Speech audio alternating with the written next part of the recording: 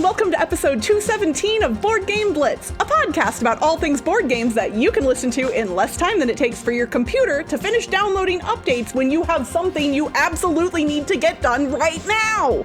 Board Game Blitz is sponsored by Grey Fox Games. This week, we're talking about our ever-evolving gaming preferences. First, we discuss a couple games we've played recently, Cyberpunk Unfolds and Skull King. Then, we talk about the ways in which our taste in games have changed through the years. And now, here are your hosts, Ambi and Crystal. We have an announcement. We have some new merch. I know a few episodes ago we talked about how we are now on TeePublic, so you can click the link in the show notes to get to our TeePublic website where you can get t-shirts, stickers, and other stuff with our logo. But I made a new design that's not our logo. It's about the 10x10 challenge, which is a board game challenge created by Sarah Reed. She actually gave us permission to, and requested, to design a t-shirt about the 10x10 challenge. So we thought of an idea. I completed the 10x10 challenge, and all I got was this shirt. So I made this little text in the shape of a meeple, and there are two options. The rainbow one, which I have here. If you're watching the YouTube version, you can see the picture now. There's another one with black text and like a white meeple around it on any color shirt. So you can go get that if you've completed the 10x10 challenge. Or if you haven't, technically. I mean, it's not like TeePublic is gonna like verify that you've done it. Although that would be really it's already like if you wear that shirt in public, people are going to be like, what's the 10x10 challenge? And then you get to talk about board games, which is great. But if you haven't done it and buy the shirt anyway, the conversation will get exponentially more weird. Yeah. So if someone does that, please tell us. Because I like the shirt design. I'm the one that told Ambi I wanted it to be rainbow ink, but I've never done the 10x10, so I can't buy our own merch, legitimately. You gotta do it. You still have, 4 months? I could do the 10x10 with games that are on Board Game Arena. I could easily do, especially some of the games that I can play solo on Board Game Arena, like Challengers or Fruit Picking or things like that. But that, to me, that's not in the spirit of the challenge, right? I don't know, whatever. But yeah, go over to our merch site and pick up some new merch, friends. Yeah. Recently, I played Cyberpunk Unfolds pop-up mystery escape game, published by Key Enigma. So I got this as a review copy from Key Enigma. We've gotten review copies from Key Enigma before. They make thematic escape room type games that are take-home escape rooms that are mixed with web apps, usually. And so this was similar. Cyberpunk Unfolds is a cyberpunk-themed escape room where you're actually, I don't really know what was happening in the story, but it was some cyberpunk themed thing and some weird corporation stuff. Anyways, the concept is it comes in a little folded up paper thing and you unfold it a little bit at a time. You're opening it and then unfolding it and unfolding it a little more. And I don't want to show too much in the video because there's spoilers. That looks really cool though. Yeah. For our audio listeners, that's neat looking. So the whole thing is a small package the size of a CD box, which you might not know what it is, I guess. I don't know.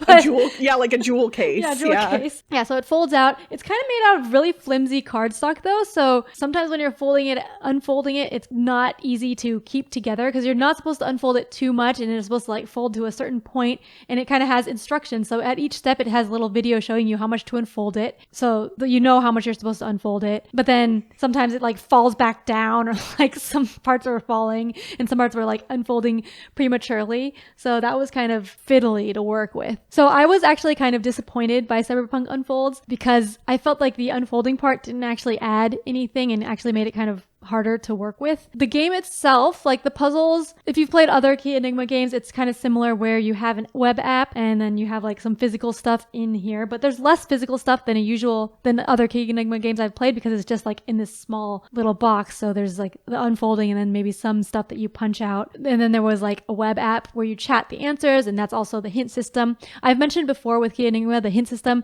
is kind of annoying because it's a whole chat and it reloads if you try to give a hint and you have to wait through all the text. You had to do a hint and then you had to do the next hint and you wait for the text because it's an AI talking to you, pretending that it's a person talking to you.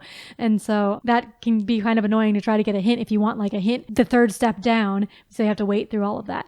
And also some of the for this specific one, some of the stuff was kind of buggy. Like some of the puzzles didn't work. Like it said to enter in this one text box, but that text box didn't work and you're supposed to enter it in another text box, or something like I had to go to another chat to do a puzzle and then I go back to the initial chat and then it like reloads and does all the chat again. It's like, no. And then some puzzles were a little unclear. Some other puzzles were good and like I enjoyed those, but for the most part, I think I was hoping that I would like the puzzles a little more than I did. Like, I like the other Key Enigma games better than this one. Yeah, so for Cyberpunk Unfolds, I don't think I would recommend this. If you want to do an escape room and you're interested in Key Enigma, I recommend one of the other ones that I've mentioned before, like WizCape Academy or Kalinasu Adventure. Those are like bigger box games with more physical things, which is what I like. But then like the physical things were less fiddly because of the small form factor of this and it's like flimsy cardstock. The things kind of fell apart easily and I didn't like the physical aspect of it as much. They also have another Unfolds, like in this series, pop-up type escape room that they kickstarted recently, I think. That one might be better because they probably learned from maybe, I don't know. But yeah, like I don't know if I would want to do the folding ones. The gimmick sounded cool, but like in practice, it didn't work well for me. So yeah, that was Cyberpunk Unfolds. What's the whole thing? Pop-up mystery escape game. You gotta love the subtitles, right? Yeah. Well, I recently played a game that I have actually played many times over the past 5 years, but I've never formally reviewed on the podcast. I first mentioned this game on the podcast during the 19 Blitzies. So technically it might be 4 years ago that I first mentioned it. And I mentioned it as one of my favorite new to me games at that point. And that is Skull King. Skull King came out originally in 2013, published by Grandpa Beck's Games and designed by Brent Beck and Jeffrey Beck. It is a trick-taking game, and while a lot of trick-taking games can only usually accommodate up to like 4 players, Skull King is unique in that it can handle up to 8 players, and the cards you incorporate based on the number of players can vary, and which ones you want to use might vary as well. But this is a game that I had heard people talking about for years before I first played it, and then played it and realized why everyone talks about this game, because it's so much fun. So how Skull King differs from other trick-taking games that you might be familiar with, and just for those of you who don't know what trick-taking games are, generally trick-taking games are things like hearts or spades or presidents, where every player around the table usually will put in one card at a time going around the table, and then one player, based on what has been played, will collect all of the cards that were just played, and that is considered to be a trick. So that's why it's called trick-taking. In Skull King, the game is played over 10 rounds, and every round, the players are dealt a number of cards equal to the round number. So in round 1, each player only gets 1 card, and then so on and so forth. So in round 10, you're getting 10 cards apiece. That makes for a very interesting game because you are bidding on how many tricks you believe you can take. And if there are 7 players and every player only has 2 cards in their hand, it can be pretty difficult to guess who's going to win those tricks. Because even if you have like a strong card in your hand, it might not be good enough. And that is also where the interesting parts of Skull King's special cards come in. Because Skull King, unlike some more traditional trick-taking games, has special cards in the deck. In addition to having suits numbered 1 through 13, there are pirates, mermaids, the Skull King himself, escape cards, and a tigress. I think that's all. Like, that's most of the special cards. There's some other stuff that you can throw in optionally too, but I tend to not play with those. And it's kind of like a chain thing. So mermaids will beat any of the numbered cards. If any numbered card gets played, mermaids will beat those. Pirates will beat any mermaid. The Skull King will beat any pirate. But a mermaid will beat the Skull King. Only. That's the only thing that can beat a Skull King is a mermaid. And there's only like 2 mermaids in the entire deck. So if you have the Skull King in your hand, it's a very powerful card, but it's scary as heck. Because if you put him out, you're just like, please, please, no mermaids. So again, that like influences how you're going to be bidding on what tricks you think you can take. And you get points then based on what cards you were able to capture during the course of the round. Like you'll get bonus points for using special cards to capture other special cards. And then you'll also get points based on whether you hit your bid or not. This is just one of those games that, like, even if things can go sideways, everybody at the table is always having a good time because you're all just waiting for that moment when something dramatic is going to happen, and it always happens. It's one of those games, and I just can never get enough of it. We recently were at the Board Game Cafe Meepleville here in Vegas, and we played a 7-player game of Skull King, and I was just sitting there going like, oh, like I don't have this many people around a table often enough, and I just love this game. And anybody I've ever taught it to falls in love with it nearly instantly as well. So I wanted to give it a formal review. If you've ever heard about Skull King and been curious and you like trick-taking games in any fashion, I would highly recommend you give this a try. It is available to play online on Sovereignty. If you are not familiar with what Sovereignty is, Ambi will probably kindly link something in the show notes because she's awesome. But yeah, you can play it on Sovereignty's online platform. So if you wanted to give it a try there, you could do that. But yeah, that's one of my favorite trick-taking games, Skull King. For our thematic discussion today, we are going to talk about how our gaming tastes have changed and evolved over the years. We've kind of touched on this topic on and off throughout a lot of different discussions over time, but this was one of the suggestions we got through our contest that we ran not too long ago, and so we figured dedicating an episode to it would be a good idea. And we're now not just far into our hobby gaming lives, but we're 8.5 years deep into podcasting about board games. So we've hit some milestones here. Yeah, and if you want a long version of how our gaming tastes have changed, you can just listen to all of our podcast episodes. That's true, actually.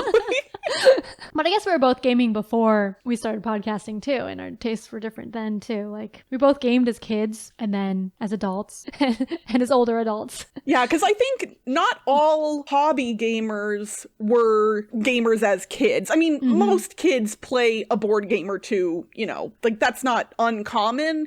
But between board games and video games, I think you and I both really liked games for most of our lives in some fashion. And for those of you who are listeners who maybe haven't been with us for a long time, we don't typically talk about who we are like much on the podcast. So to give you some context, I am 39 years old. I grew up in the Midwest, but I now live out in Vegas. So yeah, I had a traditional Midwestern upbringing, lots of family time and board games and things like that. So I came of age in the late 80s and 90s to give you kind of a reference point for the games I was playing when I was young. And I am 36 years old, similar age, a little bit younger. I grew up mostly in California. Yeah, I played games with my parents and family, mostly a lot. My parents, at least my dad, liked playing games a lot, and my mom did too, like video games too. So we played board games and video games a lot. I remember like one time someone in high school was like mentioning like, do you play games a lot? Because like every time you want,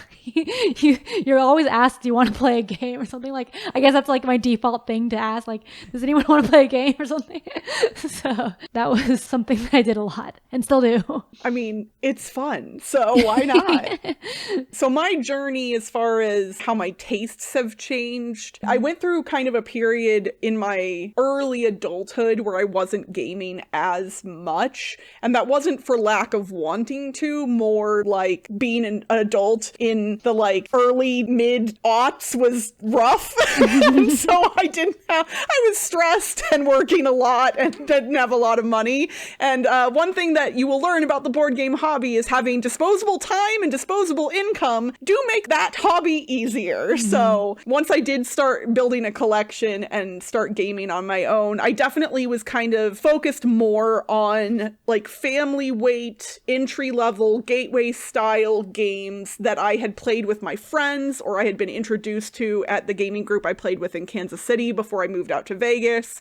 And there was some hobby stuff in there for sure, but it's interesting. The things I was buying on my own didn't tend to be like hardcore hobby stuff. Like, I bought myself a copy of Munchkin, but I also already knew Race for the Galaxy, and so I bought that too. So I kind of had a very weird eclectic mix to begin with, and I went through a period then where I, like, started shunning all of the Munchkin-esque games. I think a lot of hobby gamers go through this phase where they kind of feel like they're better than certain games, and I have learned not true. That was a silly thing to think, because all games generally have value, and if people enjoy playing them, no one should give them any guff for that. And I did have lots of fun playing Munchkin over the years. Like, there's one of my favorite gaming moments of all time came from a game of Munchkin. So, like, why would I hate on Munchkin? Like, it can be a very fun time. But yeah, so I, like, went through, like, a kind of hoity-toity, like, I'm better than people phase, and then I came out of that, thankfully.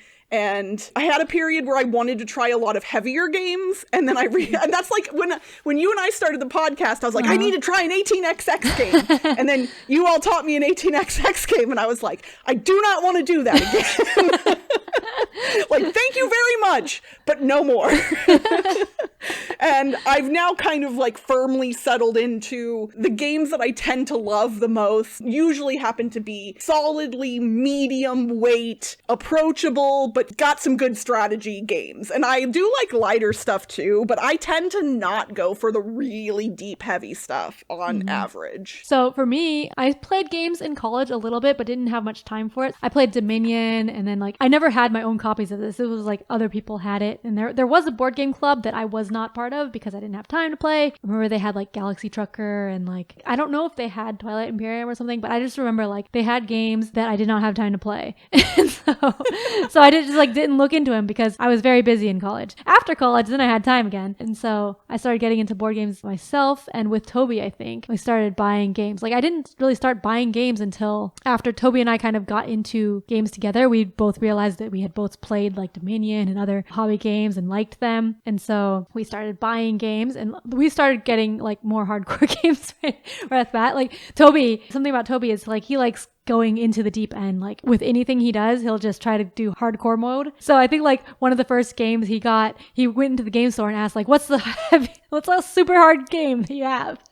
And so, like, they recommended Arkham Horror, and so he got that. It was, like, really hard for him to learn the rules because his brother, like, walked in on him with a YouTube video open and him just lying on the bed, like with the rule book, and just really confused and looking very helpless. When anyone tells a story about someone in their bedroom with a book open of some sort and their brother walks in on them, this is not usually the scenario. It's not usually trying to learn a board game rule book. Oh, but it's very Toby and Toby, yeah. Toby and his brother, I can see this 100%. Yeah, and then, like, I think one of the first games I got was Mage Knight. That was one of my first purchases too. I never learned it. I tried. I couldn't. I eventually got rid of it. I learned it, and I played it solo, and I played it with Toby, but he didn't like it, so then, like, we got rid of it. But I remember learning it. I brought the rule books. There's 2 rule books in that game. So I bought that to work and then was reading it when I just had time at work. And so, like, I was reading the rule books and all excited and played a solo game. So that I had more time then because, like, yeah, I don't have time to read rule books now. Yeah, no, I tried learning Mage Knight, and I wasn't deep enough yet at that point. Like, I had learned slightly heavier games, but I had never on my own learned a game of that style from the rule book. And reading the rule book, I was just like, I was like, no. And honestly, to this day, I still do not tend to learn best just from a rule book and nothing else. Like, I tend to use how to play videos or get taught from other people, and those tend to be better ways for me to learn games in general. I'm good with the rule book, so, like, Mage and I could learn from the rule book, I think. That rule book book is pretty, or the rule books, it was pretty comprehensive. But Arkham Horror, the rule book is not, or at least Arkham Horror 2nd edition, the rule book was not great. But we had like a lot of experimentation, and we were like buying games. Friends would recommend a game, and then we like, okay, maybe we try this, and go to the game store, look at something that looks good, and we try it. And a lot of the games that we bought at the beginning, we don't own anymore because we grew out of them, or like decided we don't actually like that type of game. And then we went to a lot of conventions, and we got into Euro games, like more heavy Euros and thematic Euros. I really like Dungeon Petz, which I still like. We liked Vital Lacerda games. Kanban, that was the first one we had played, and still probably my favorite Lacerda game. I haven't played a lot of his others that many times, but like we liked those. And then we played a lot of like the heavier Euros. And then at some point we got into 18xx games because our friend had played one and had 18AL, like a print and play. And so like we got into it with him and we learned it. And then Toby, being Toby, dove into the deep end, started learning about all the different 18xx games, subscribed to buy all of them, or like to get the ones that he was interested in. And so, because before you couldn't get 18xx games, like all of them were out of print and you had to get them secondhand and stuff. So he would subscribe on BGD to like see when they're available secondhand and then like try to get them secondhand. And then we also got into Winsome games, which are lighter train games. They're different than 18xx, but they're also like auction-y train games, which I don't like as much as 18xx. But does Toby still run the website, the 18xx games website? Yeah, I mean, he doesn't do much to run it, but it's still there and very active. Lots of people play, but like neither Toby nor I like playing games online, so he just built that not really for him to play, but I guess for other people to play.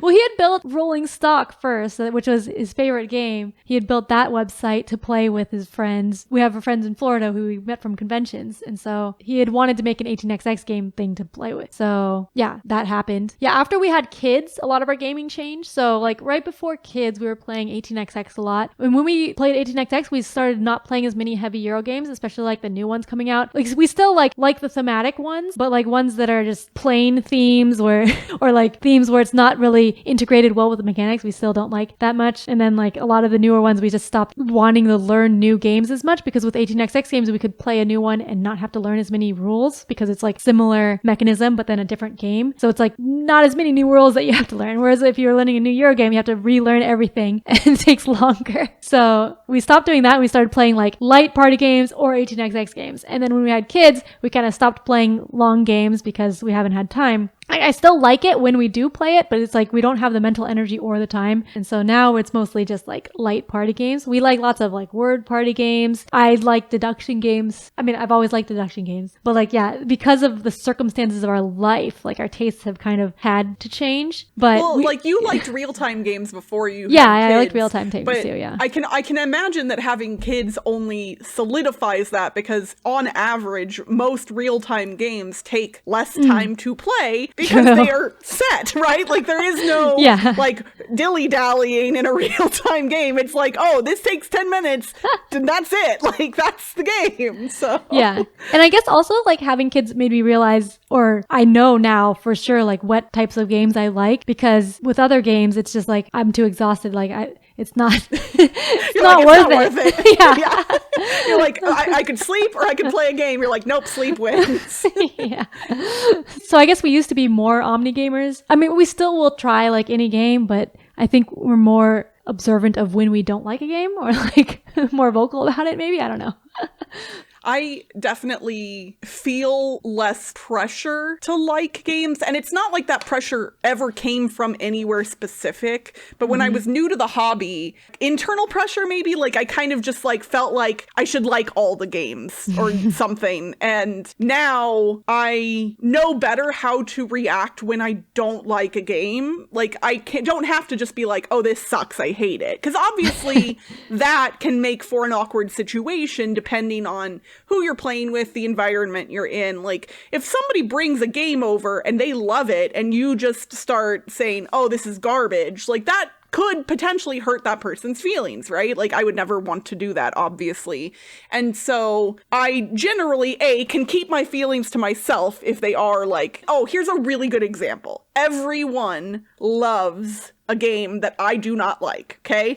Everybody, this just came out, a year or two ago? Heat, Pedal to the Metal. Everyone loves this racing game. Loves it. I haven't played it, so... I do not like it. I don't like racing games almost ever. So it's not like it's this game in particular, but this one just also doesn't do it for me. And I was so bored while we were playing. Like, enormously bored. But guess what? I sat there and I played the game because that's what you do when you're in you're in company and you're doing the thing. But like, afterwards I was like, I know not to play this game anymore. Yeah. And it's online as well. And people have suggested to play it for our online game nights in our Discord. And I will very clearly state, if you all would like to play Heat, please do so. I will not join in on that game. I don't want to dissuade people from playing the games they want to play, but I also want to make it clear that I don't want to participate in certain games just because I don't want to have a bad time. Yeah, so... But again, everybody loves that game other than me, so don't let my feelings... If you haven't played it and you like racing games, you'll probably love it, I guess. Yeah, I guess I'm more comfortable, like, sitting out on a game now than I was before. Yeah. Like, even live, because, like, I could be like, oh, I'm tired, I can just watch. Yeah. I think before kids, I did that with Spyfall. Oh, yeah. I preferred watching to, and I remember talking about this on the podcast before, like, I preferred watching that game to playing it, but I would sometimes play it if people needed a person to play something.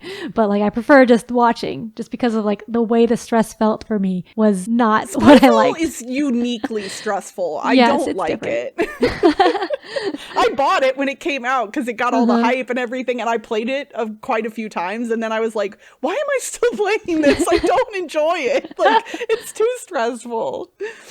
I have to wonder, we don't really know a lot about the demographics of the people who listen to our podcast. Like, I know we have thousands of listeners, but I don't know who those listeners are. And so I would be really curious to know where the majority of our listeners are at in their gaming journeys, right? Like, are the majority of our listeners like us? Like, they've been in the hobby for a long time? If you are listening to this and you are somebody who is relatively new to board gaming, I would love, if you're willing to, if you want to reach out to us, I would love to hear from you, genuinely, because I always wonder, like, what value we provide to people like that. Like, because we tend to just kind of, we review a game and we talk about a topic, and are those discussions valuable to people across the spectrum of experience, you know? So if somebody out there hasn't been listening to us that long, or hasn't been in the hobby that long, and, you know, wants to tell us that that is the case, reach out to us. You can email us, boardgameblitz@gmail.com, or hit us up on any of our social media, or if you're in our Discord. Yeah, all of the places. But I think that would be neat to find out if there were people who are kind of early in their gaming journeys who happen to listen to our show, and let us know if we do provide value to you, because, you know, that would make me feel warm and fuzzy, and I like feeling warm and fuzzy. And that's it for this week's Board Game Blitz. Visit our website, boardgameblitz.com, for more content and links. This episode was sponsored by Grey Fox Games. The world of Midgard has expanded, and now your game collection can grow with it. Pre-order your copies of Clans of Midgard and Reavers of Midgard, the card game, today at greyfoxgames.com. And don't forget that Blitzketeers get 20% off non-exclusive items by using the code BGBLITZ24 at checkout.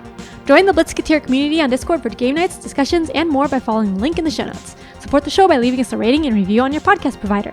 And if you like us a lot and want to support us monetarily and get some cool perks, check out our Ko-fi at ko-fi.com/boardgameblitz today. Our theme song was composed by Andrew Morrow. Until next time, we came and played a board game. It was on the table with a pretty label. Bye, everyone!